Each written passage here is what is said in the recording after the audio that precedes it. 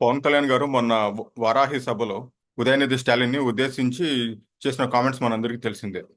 ఎందుకంటే గతంలో ఆయన సనాతన ధర్మాన్ని ఒక వైరస్ లాగా పోల్చడం, దాన్ని పూర్తిగా నిర్మూలించాలి అని కామెంట్స్ చేయడం. దాని మీద పవన్ కళ్యాణ్ గారు రెస్పాండ్ అయ్యారనమాట. ఈ ఎవరు వచ్చినా ఏం చేయలేరు. సనాతన ధర్మానికి చాలా మందిని చూసారు. చాలా మంది ఇలా వచ్చి వెళ్ళిపోయారు. కానీ సనాతన ధర్మం మాత్రం అలానే ఉంది అనేసి కామెంట్ చేస్తారు. సో దానికి అటైన వంజీనాథన్ అనే ఒక అడ్వకేట్ వెళ్ళి క మదురై పోలీస్ స్టేషన్‌లో కంప్లెయింట్ రైజ్ చేశారనమాట.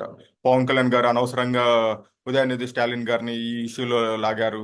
అసలు లడ్డూకి దీనికి ఎటువంటి సంబంధం లేదు అనేసి. లడ్డూకి ఉదయనిధి స్టాలిన్‌కి ఎటువంటి సంబంధం లేదు. పవన్ కళ్యాణ్ గారు ఉంది అని ఎక్కడ చెప్పలేదు అసలు. ఆయన అనిన మాట ఏంటి? ఉదయనిధి స్టాలిన్ అప్పట్లో చేసిన కామెంట్స్ ఏమని? సనాతన ధర్మం అనేది ఒక వైరస్ లాంటిది, బాక్టీరియా లాంటిది. దాన్ని పూర్తిగా నిర్మూలించాలి అనేసి దానికి కౌంటర్ చేశారు. అంతేగాని ఆయన ఎక్కడ లడ్డూ గురించి మాట్లాడలేదు. బహుశా మీకు తెలుగు రాదేమో అనుకుంటా.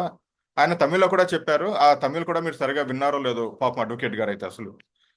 సో, సగం సగం తెలుసుకొని, సగం సగం వినేసి, ఆ వచ్చి రాని తెలుగులో సగం సగం అర్థం చేసుకొని, పోయి మదురై పోలీస్ స్టేషన్‌లో కంప్లెయింట్ ఇచ్చారు. వాళ్ళేమో సరే చూస్తాం, దర్యాప్తు చేస్తాం అనేసి చెప్పారంతే.